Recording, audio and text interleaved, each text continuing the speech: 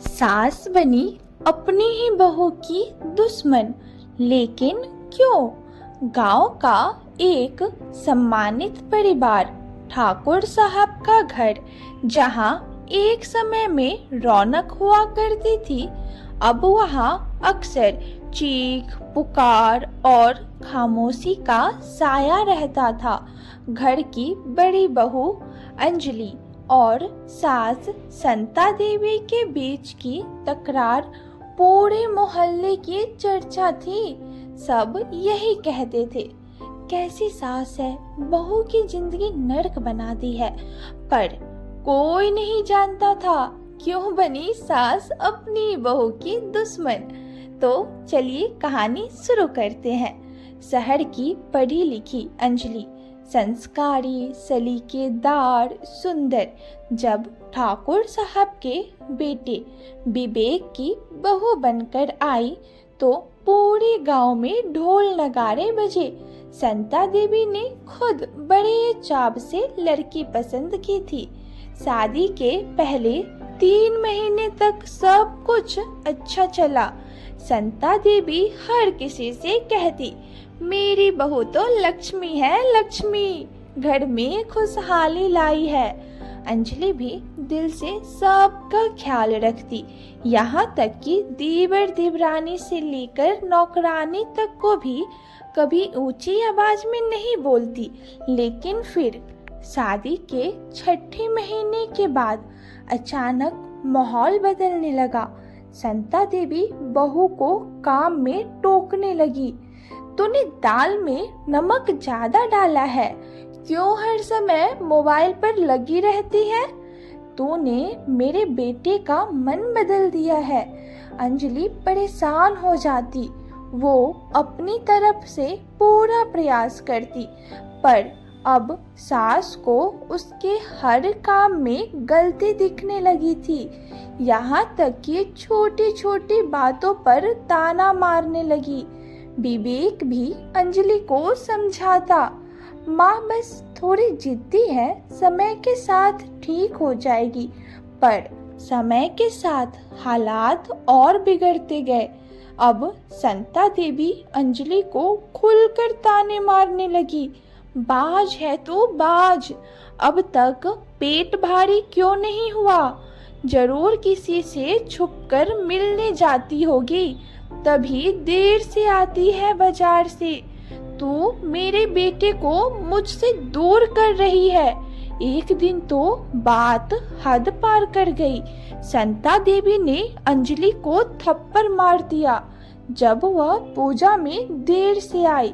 विवेक ने बीच बचाव किया, लेकिन माँ के सामने आवाज उठाने की हिम्मत नहीं जुटा पाया। अंजलि चुपचाप सहती रही। वह चाहती थी कि घर बिखरे नहीं। हर दिन वह मंदिर में बैठकर रोती और भगवान से पूछती, मैंने क्या गलती की है? वह सोचती, शायद बच्चे के आने से सब ठीक हो जाएगा। फिर एक दिन डॉक्टर ने बताया, आप माँ बनने वाली है। अंजलि ने सोचा, ये खुशखबरी सब बदल देगी, पर उसने जैसा सोचा वैसा नहीं हुआ। जब यह खबर संता देवी को मिली तो उन्होंने फीकी मुस्कान दी, लेकिन अगले ही दिन उन्होंने अंजलि को बुरी तरह काम पर लगा दिया। अब तो शरीर भी भारी हो गया है, इसलिए खूब काम करेगी ताकि बच्चे का आलस न आए। उन्होंने नौकरानी हटा दी, अंजलि से भारी बर्तन धुलाए, जमीन रगड़वाई। एक दिन अंजलि बेहोश हो गई और गर्भपात हो गया। गर्भपात की खबर अंजलि को तोड़ दिया। विवेक भी अंदर से टूट गया, लेकिन माँ के सामने कुछ नहीं बोला। डॉक्टर ने साफ कहा, बहू को आराम की जरूरत है, अगली बार लापरवाही जानलेवा हो सकती है। लेकिन संता देवी ने उल्टा कहा, अच्छा हुआ बेटी होती तो क्या करती, घर का नाम कौन बढ़ाता। एक दिन रात को अंजलि रसोई में थी। संता देवी की पुरानी अलमारी से कुछ चीज गिरने की आवाज आई और उसमें से एक पुराना फोटो एल्बम और पत्र मिले। पत्र में लिखा था, प्रिय संता, जब से तुम्हारी बहू बनने वाली लड़की ने मेरे बेटे का साथ छोड़ा, मुझे बहुत दुख हुआ। तुमने जो मेरे बेटे की जिंदगी बर्बाद की, मैं तुम्हें कभी माफ नहीं करूंगी। मैं जानती हूँ तुमने उसके लिए रिश्ता तुड़वाया था, क्योंकि तुम्हें लगता था वो अनपढ़ और गरीब है। फोटो में एक लड़की थी, वही अंजलि, लेकिन तब बहुत छोटी थी। अंजलि को सब याद आया, उसकी माँ की मौत, पिता की मजबूरी और उसका बचपन का रिश्ता। हाँ, संता देवी ने ही वो रिश्ता तुड़वाया था, क्योंकि लड़की गरीब घर की थी। अब उसे समझ आया। संता देवी को जब पता चला कि वही लड़की उनकी बहू बन गई है, तभी से उनके दिल में जहर भर गया। अंजलि ने पहली बार हिम्मत करके सास से पूछा, क्या आपने ही मेरा बचपन का रिश्ता तुड़वाया था? संता देवी चौंकी, लेकिन फिर बोली, हाँ, और मुझे अफसोस नहीं। तू उस वक्त भी मेरे बेटे के लिए सही नहीं थी और आज भी नहीं है। अंजलि की आंखों में आंसू थे।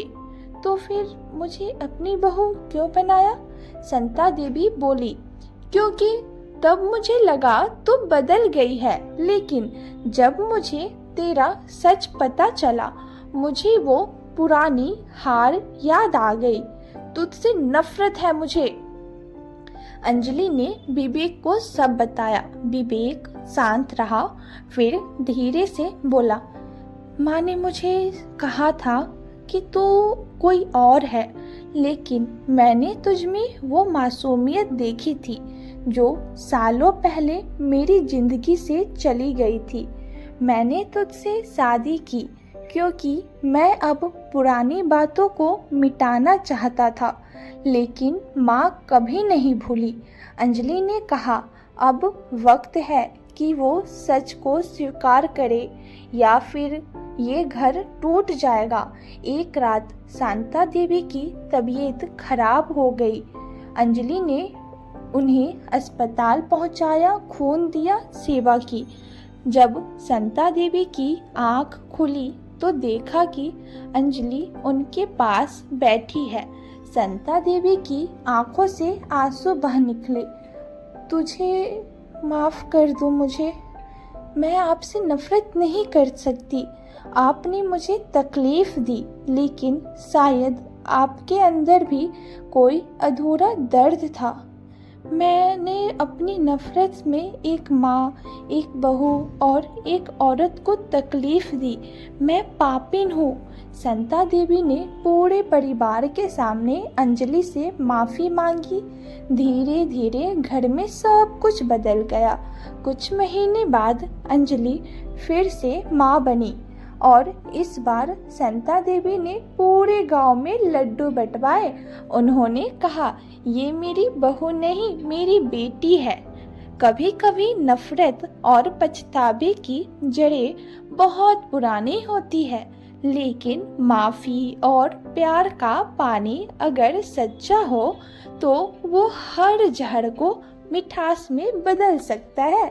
तो दोस्तों, कैसी लगी आज की कहानी? अगर कहानी अच्छी लगी हो तो लाइक, शेयर, सब्सक्राइब और हाँ, कमेंट भी करें कि आपको कैसी लगी। धन्यवाद।